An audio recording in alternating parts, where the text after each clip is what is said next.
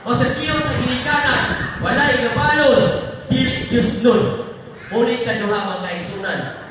Ang ikatulo, wala'y pagbati sa paghinugma, dili mulugmay, dili butang-butang. Muli, ikaw pa, mapatuyangon, mabangis, dili mahinugmaon sa mayo, mabuntingon. Ang ikalima, madalig-taligon, di pamurot, na hinugma sa kalipayan ini si Jesus untak hinuon. Unsa man iti pamurot? Kini ang bugiro sa kaugalingon ba? Muna siya, di pamurot ang bugiro sa kaugalingon.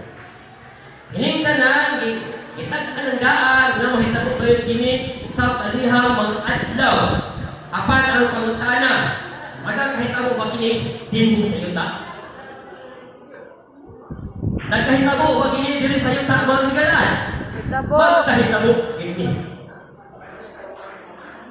Muna siya.